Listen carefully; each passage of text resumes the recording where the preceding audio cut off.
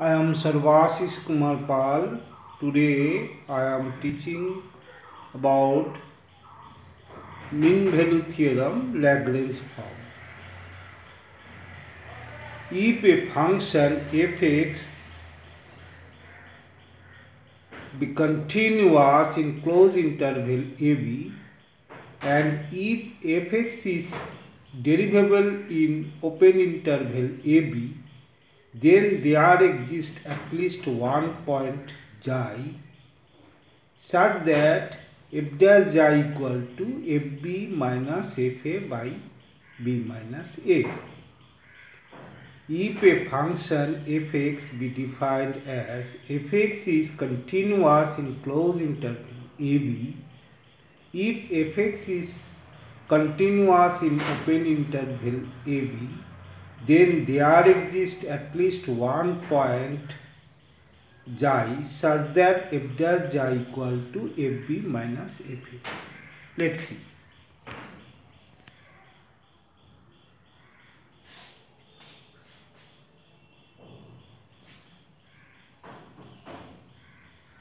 Mean value theorem, Lagrange form.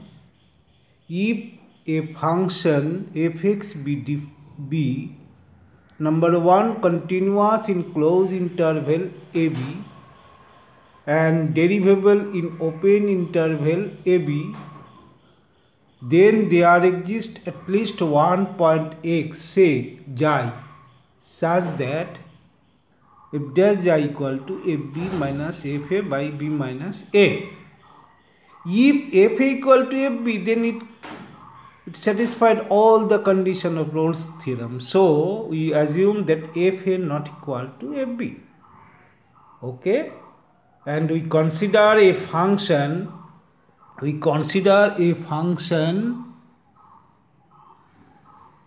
Phi x is equal to fx plus a, where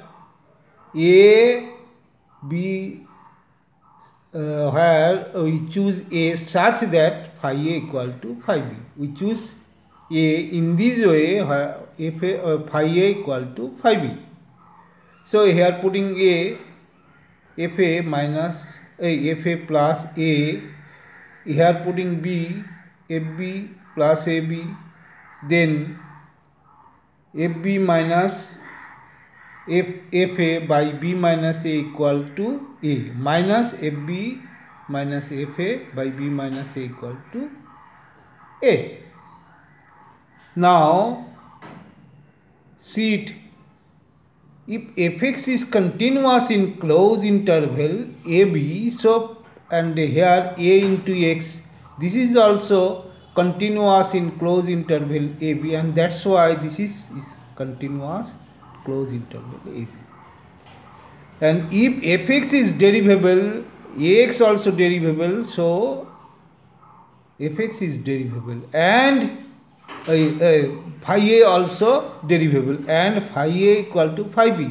So it satisfies all condition of Rolle's theorem. So there exists at least one point xi such that phi dash xi equal to 0.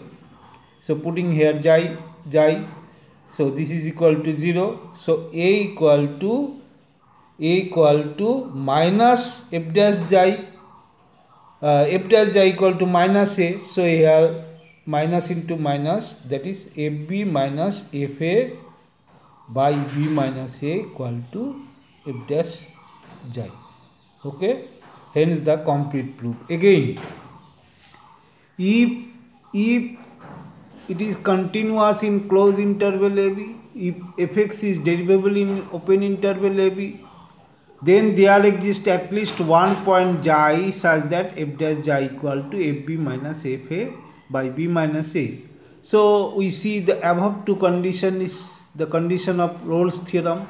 But if fa equal to fb, so it satisfied all the condition of Rolle's theorem. So I do not think fa equal to fb, and that's why we choose a function here phi x such that phi x equal to fx plus ax, where a we choose a such that phi a equal to phi b. So putting here phi a, fa plus a, putting here phi b, fb minus fa, and from this you get equal to minus fb minus fa by b minus a. And number 1, this function, if this function is continuous in closed interval ab, this continuous in closed interval ab, so their summation is continuous in closed interval ab, that's why phi x is continuous in closed interval ab. And if fx is derivable in open interval ab, ax also derivable in open interval ab, their summation will be derivable in open interval ab, and phi a equal to phi b, and that's why it satisfied all the condition of Rolle's theorem. Hence there exists at least one point xi such that phi dash xi equal to 0. So here we putting xi, we get this equal to 0, and f dash xi equal to minus a, since a equal to minus fb minus fa by b minus a, and that's why f dash xi equal to fb minus fa by b minus a. And this is the complete proof of Rolle's theorem. Geometrical interpretation, this is fa, this is fb, and this equal to fb minus fa, and this is b and this is a, so this is b minus a. So fb minus b minus a means the tan of this angle. If you cut here x, the make shape angle with this. So and if f dash xi is equal to fb minus, so the tangent at the point is parallel to the chord AB. Okay. Now I prove another math, one math. F dash x equal to 0 for all values of x in an interval, then fx is constant in that interval. Then fx is constant in the interval. If f dash x equal to 0 for all value of x in an interval, then fx is constant in that interval. Suppose f dash x equal to 0 at every point in the interval. Suppose at every point, let us take 2 point x1 x2 in AB such that x2 is greater than x1, such that. So by mean value theorem, fx2 minus fx1 is equal to x2 minus x1 into f dash c, where c lies between this. So f dash c equal to 0, so this is equal to 0, so fx2 equal to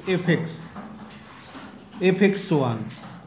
Since x1 x2 be any point in AB, it follows that fc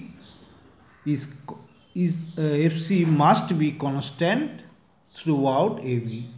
It follows that fc must be constant throughout AB. Thank you so much.